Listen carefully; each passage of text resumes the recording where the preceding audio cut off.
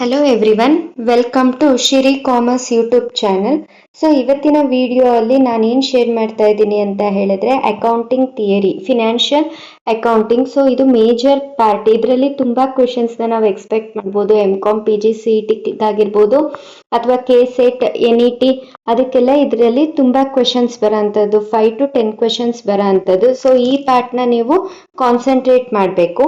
First, meaning of accounting. So financial accounting is the art of recording, classifying and summarizing in a significant manner in terms of money, transaction and the events which are in part at least of a financial character and interpreting the results. So financial accounting ಅಂತ ಅಂದ್ರೆ ಏನಂತ ಅಂದ್ರೆ recording, classifying, summarising in a significant manner in terms of money. So accounting ಅಂತ ಅಂದ್ರೆ ಏನಂತ ಹೇಳಿದ್ರೆ first step recording.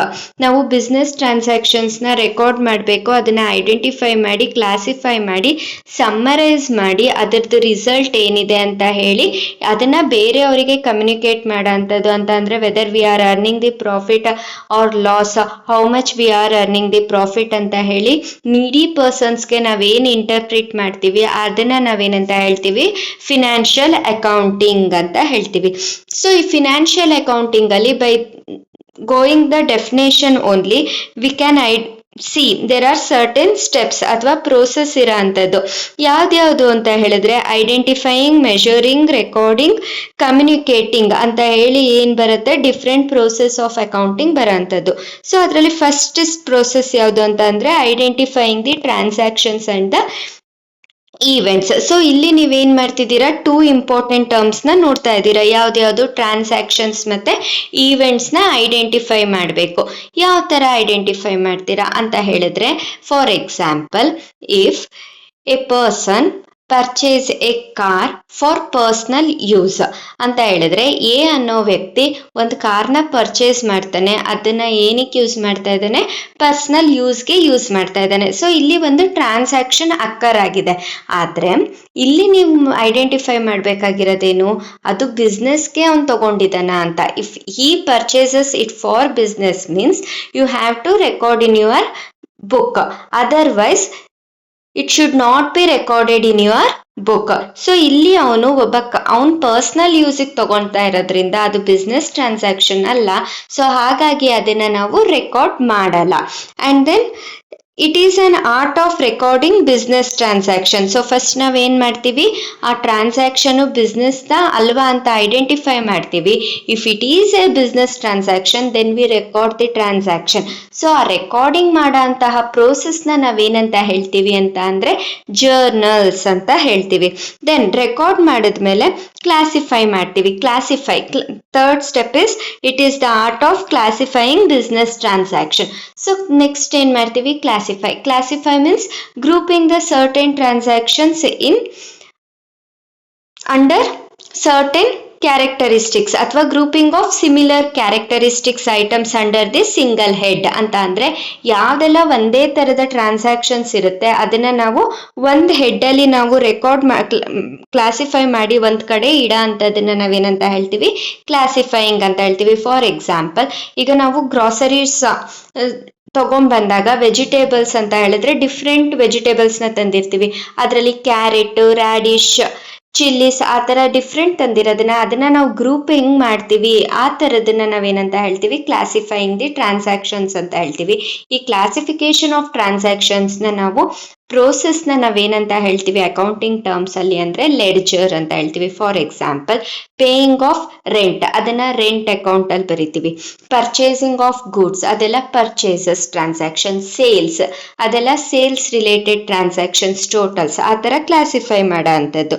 Next, identifying transaction or events of a business must be recorded in terms of money ಅಂತ ಹೇಳಿದ್ರೆ, a purchases a car for business purpose for ₹5,00,000.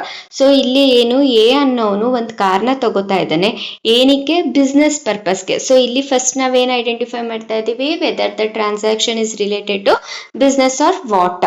So ಇಲ್ಲಿ ಅವನು ತಗೋತಾ ಇರೋದು ಏನಕ್ಕೆ, ಬಿಸ್ನೆಸ್ಗೆ. Then we have to identify whether those transaction should be recorded in money or not ಅಂತ.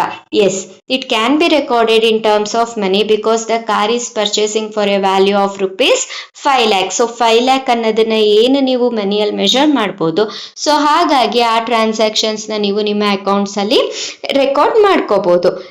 For example, A appointed A sales manager. ಈ transactions ಅಲ್ಲಿ A unknown ಏನ್ ಮಾಡ್ತಿದ್ದಾನೆ, ಒಬ್ಬ ಸೇಲ್ಸ್ ಮ್ಯಾನೇಜರ್ನ ಅಪಾಯಿಂಟ್ ಮಾಡ್ಕೋತಾ ಇದ್ದಾನೆ. ಆದ್ರೆ ಇದನ್ನ ಅವನ್ಗೆ ಸ್ಯಾಲ್ರಿ ಎಷ್ಟು ಏನು ಅಂತ ಏನು ಹೇಳಿಲ್ಲ. ಸೊ ಎ ಅಪಾಯಿಂಟ್ ಮಾಡ್ತಾ ಇರೋದು ಸೇಲ್ಸ್ ಮ್ಯಾನೇಜರ್. ಇದು ಬಿಸ್ನೆಸ್ ಟ್ರಾನ್ಸಾಕ್ಷನ್. ಆದ್ರೆ ನಾವಿಲ್ಲಿ ಅದನ್ನ ಮನಿಯಲ್ಲಿ ಮೆಷರ್ ಮಾಡಕ್ ಆಗ್ತಾ ಇಲ್ಲ. ಸೊ ಹಾಗಾಗಿ ಆ ತರ ಟ್ರಾನ್ಸಾಕ್ಷನ್ಸ್ ನಾವು ಅಕೌಂಟ್ಸ್ ಅಲ್ಲಿ, ಅಕೌಂಟಿಂಗ್ ಬುಕ್ ಅಲ್ಲಿ ನಾವು ರೆಕಾರ್ಡ್ ಮಾಡಲ್ಲ. Next, art of summarising financial transaction after ledger ಅಂತ ಹೇಳಿದ್ರೆ, ನಾವೇನ್ ಗ್ರೂಪ್ ಮಾಡ್ತೀವಿ ಯಾವ್ಯಾವ ಐಟಮ್ಸ್, ಸಿಮಿಲರ್ ಐಟಮ್ಸ್ ನ ಒಂದು ಹೆಡ್ ಅಲ್ಲಿ, ಅದರದ್ದು ಬ್ಯಾಲೆನ್ಸ್ ನ ನಾವೇನ್ ಮಾಡ್ತೀವಿ, ಪೋಸ್ಟ್ ಮಾಡ್ತೀವಿ. ಆ ತರ ಪೋಸ್ಟ್ ಮಾಡಂತಹ ಒಂದು ಅಕೌಂಟ್ ಅಥವಾ ಒಂದು ಸ್ಟೇಟ್ಮೆಂಟ್ ನ ನಾವೇನಂತ ಹೇಳ್ತೀವಿ, ಟ್ರಯಲ್ ಬ್ಯಾಲೆನ್ಸ್ ಅಂತ ಹೇಳ್ತೀವಿ. ನೆಕ್ಸ್ಟ್, ಆ ಟ್ರಯಲ್ ಬ್ಯಾಲೆನ್ಸ್ ಇಂದ ಬಂದಿರೋ ಅಂತಹ ಇನ್ಫಾರ್ಮೇಶನ್ಸ್ ನ ನಾವು ನೋಡಿ, ನಾವು ಅದನ್ನ ಅನಲೈಸ್ ಮಾಡಿ ರಿಸಲ್ಟ್ಸ್ ನ ನಾವು ಬೇರೆಯವ್ರಿಗೆ ಕಮ್ಯುನಿಕೇಟ್ ಮಾಡ್ತೀವಿ. ಬೇರೆಯವರಿಗೆ ಅಂತ ಹೇಳಿದ್ರೆ users of accounting information. So ಯಾರಿಗೆ ಅಕೌಂಟಿಂಗ್ ಇನ್ಫಾರ್ಮೇಶನ್ಸ್ ಬೇಕಾಗಿರುತ್ತೆ ಅವ್ರಿಗೆ ನಾವು ಅದನ್ನ ಕಮ್ಯುನಿಕೇಟ್ ಮಾಡ್ತೀವಿ. ಸೊ ಯಾರ್ ಯೂಸರ್ಸ್ ಬರ್ತಾರೆ ಅಂತ. ಸೊ ಇಲ್ಲಿ ಬಿಸ್ನೆಸ್ ಯೂಸರ್ಸ್ ಯಾರಪ್ಪ ಅಂತ ಹೇಳಿದ್ರೆ, ಅದನ್ನ ನಾವು 2 types ಅಲ್ಲಿ ಕ್ಲಾಸಿಫೈಡ್ ಮಾಡ್ಕೊಂಡಿದೀವಿ. One is an internal users and the another one is an external users. So internal users ಅಲ್ಲಿ ಯಾರು ಬರ್ತಾರೆ ಅಂತ ಹೇಳಿದ್ರೆ, owners of the business, management and the third one is employees. External users ಅಲ್ಲಿ investors ಅಂತ ಅಂದ್ರೆ ಯಾರೆಲ್ಲ ಆ ಬಿಸ್ನೆಸ್ಗೆ ಶೇರ್ ಹೋಲ್ಡರ್ಸ್, ಅದರಲ್ಲಿ ಪ್ರಾಸ್ಪೆಕ್ಟಿವ್ ಶೇರ್ ಹೋಲ್ಡರ್ಸ್ ಆದ್ರೂ ಆಗಿರ್ಬೋದು ಅಥವಾ ಕರೆಂಟ್ ಶೇರ್ ಹೋಲ್ಡರ್ಸ್ ಆದ್ರೂ ಆಗಿರ್ಬೋದು. ಕರೆಂಟ್ ಶೇರ್ ಹೋಲ್ಡರ್ಸ್ಗೆ ಏನಿರುತ್ತೆ, ಡಿವಿಡೆಂಡ್ ಬರ್ತಾ ಪ್ರಾಫಿಟ್ ಬರ್ತಾ ಇದೆಯಾ, ಡಿವಿಡೆಂಡ್ ಎಷ್ಟು ಬರುತ್ತೆ ಅಂತ ಇರುತ್ತೆ. ಮುಂದಕ್ಕೆ ಶೇರ್ ಮೇಲೆ ಇನ್ವೆಸ್ಟ್ ಮಾಡಬೇಕಾ ಅಥವಾ ನಾವು ವಿಡ್ರಾ ಮಾಡ್ಕೋಬೇಕಾ ಅಂತ.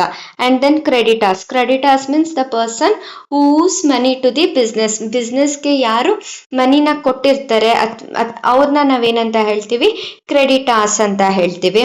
ಸೊ ಅವರು ನನ್ನ ಗೂಡ್ಸ್ನ ಕ್ರೆಡಿಟ್ ಮೇಲೆ ಸೇಲ್ಸ್ ಮಾಡ್ಬಿಟ್ಟಿದ್ದೀನಿ, ನನಗೆ ಅವ್ರು ರೀಪೇ ಮಾಡ್ತಾರಾ ಇಲ್ವಾ ಅನ್ನೋದಕ್ಕೋಸ್ಕರ ಅವರು ಇಂಟ್ರೆಸ್ಟ್ ಆಗಿರ್ತಾರೆ. And then government is for the tax purpose. Business profit earn ಮಾಡ್ತಿದ್ರೆ ನಾನು ಎಷ್ಟು ಪರ್ಪಸ್ ಟ್ಯಾಕ್ಸ್ನ ಕಲೆಕ್ಟ್ ಮಾಡ್ಕೋಬೇಕು ಅನ್ನೋದಕ್ಕೆ ಅವರೆಲ್ಲನೂ ಫಿನಾನ್ಷಿಯಲ್ ಅನಾಲಿಸಿಸ್ ಅಥವಾ ಸ್ಟೇಟ್ಮೆಂಟ್ನ ನೋಡಲಿಕ್ಕೆ ನೀಡಿ ಪರ್ಸನ್ಸ್ ಇರೋ ಅಂಥದ್ದು. And next one is basis of accounting.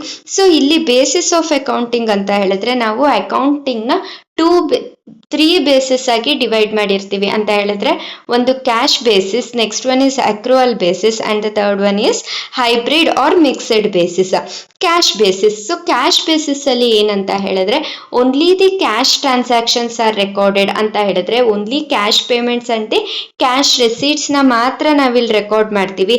ಯಾವುದೇ ತರದ ಕ್ರೆಡಿಟ್ ಟ್ರಾನ್ಸಾಕ್ಷನ್ಸ್ ನ ನಾವಿಲ್ಲಿ ರೆಕಾರ್ಡ್ ಮಾಡಲ್ಲ. So under cash basis income ಅಥವಾ ಪ್ರಾಫಿಟ್ ನ ನಾವು ಕ್ಯಾಲ್ಕುಲೇಟ್ ಮಾಡೋದು ತುಂಬಾ ಈಸಿ. ಹೇಗೆ ಅಂತ ಹೇಳಿದ್ರೆ, total cash receipts minus total cash payments ಮಾಡಿದ್ರೆ we can get the income. So ಈ ಮೆಥಡ್ ನ ಜಾಸ್ತಿ ಎಲ್ಲಿ ಯೂಸ್ ಮಾಡ್ತಾರೆ ಅಂತ ಹೇಳಿದ್ರೆ, ನಾನ್ ಪ್ರಾಫಿಟ್ ಆರ್ಗನೈಸೇಷನ್ಸ್ ಅಲ್ಲಿ ಯೂಸ್ ಮಾಡ್ತಾರೆ. Example hospitals, charitable trust, doctors, lawyers ಅವರು ಯೂಸ್ ಮಾಡೋ ಅಂಥದ್ದು. And next basis is accrual basis. So ಈ ಅಕ್ರೂವಲ್ ಬೇಸಿಸ್ ಅಲ್ಲಿ ಏನಂತ ಹೇಳಿದ್ರೆ, ಇದು 2 ಅಕೌಂಟಿಂಗ್ ಪ್ರಿನ್ಸಿಪಲ್ಸ್ ನ ಫಾಲೋ ಮಾಡೋ ಅಂಥದ್ದು. ಯಾವ್ದು ಅಂತ ಹೇಳಿದ್ರೆ, ರೆವೆನ್ಯೂ ರೆಕಗ್ನಿಷನ್ ಮತ್ತೆ ಮ್ಯಾಚಿಂಗ್ ಕನ್ಸರ್ನ್ ನ ಫಾಲೋ ಮಾಡೋ ಅಂಥದ್ದು. ರೆವೆನ್ಯೂ ರೆಕಗ್ನಿಷನ್ ಅಲ್ಲಿ ಏನಂತ ಹೇಳಿದ್ರೆ, ಯಾವಾಗ ರೆವೆನ್ಯೂ ಜನರೇಟ್ ಆಗಿದೆ ಅದನ್ನ ಕನ್ಸಿಡರ್ಡ್ ಮಾಡ್ತಾರೆ ಅಂತ ಹೇಳಿದ್ರೆ, when the cash is received ಅಂದ್ರೆ ಕ್ಯಾಶ್ ರಿಸೀವ್ಡ್ ನ ಮಾತ್ರ ಇಲ್ಲಿ ಕನ್ಸಿಡರ್ಡ್ ಮಾಡ್ತಾರೆ. ಅಂಡ್ ಮ್ಯಾಚಿಂಗ್ ಪ್ರಿನ್ಸಿಪಲ್ಸ್ ಅಲ್ಲಿ ಯಾವಾಗ ಎಕ್ಸ್ಪೆನ್ಸಸ್ ಅಕ್ಕರ್ಡ್ ಆಗಿದೆ ಅಂತ, whether it is an outstanding expenses, prepaid expenses ಯಾವ್ದಾದ್ರು ಆಗಿರ್ಬೋದು. ಸೊ ಆ ಎಕ್ಸ್ಪೆನ್ಸಸ್ ಯಾವಾಗ ಅಕ್ಯೂರ್ಡ್ ಆಗಿದೆ ಅಂತ ಇಲ್ಲಿ ಕನ್ಸಿಡರ್ ಮಾಡೋ ಅಂಥದ್ದು. And next one is hybrid or mixed basis. So ಈ ಹೈಬ್ರಿಡ್ ಆರ್ ಮಿಕ್ಸೆಡ್ ಬೇಸಿಸ್ ಇದು ಕ್ಯಾಶ್ ಬೇಸಿಸ್ ಮತ್ತೆ ಅಕ್ರೂವಲ್ ಬೇಸಿಸ್ ಇದು ಎರಡರದ್ದು ಕಾಂಬಿನೇಷನ್ ಆಗಿದೆ ಅಂತ ಹೇಳಿದ್ರೆ ಕ್ಯಾಶ್ ಬೇಸಿಸ್ ಅಲ್ಲಿ ಸಿಂಪಲ್ ಆಗಿರೋ ಅಂಥದ್ದು ಅಂಡ್ ದೆನ್ ಅಕ್ರೂವಲ್ ಬೇಸಿಸ್ ಅಲ್ಲಿ ಕೆಲವೊಂದು ಅಕೌಂಟಿಂಗ್ ಪ್ರಿನ್ಸಿಪಲ್ಸ್ ನ ಯೂಸ್ ಮಾಡ್ತಾ ಇರೋದು. ಸೊ ಹಾಗಾಗಿ ಇದು ಎರಡನ್ನೂ ನಾವಿಲ್ಲಿ ಕನ್ಸಿಡರ್ಡ್ ಮಾಡೋ ಅಂಥದ್ದು. ಸೊ ಇಲ್ಲಿ ಏನಂತ ಹೇಳಿದ್ರೆ ಇನ್ಕಮ್ ನ ಕ್ಯಾಶ್ ಬೇಸಿಸ್ ಅಲ್ಲಿ ರೆಕಾರ್ಡ್ ಮಾಡ್ತಾರೆ, ಅಂದ್ರೆ ಕ್ಯಾಶ್ ಯಾವಾಗ ರಿಸೀವ್ಡ್ ಆಗುತ್ತೆ ಅವಾಗ ಇನ್ಕಮ್ ಅಂತ ಹೇಳಿ ಕನ್ಸಿಡರ್ಡ್ ಮಾಡ್ತಾರೆ.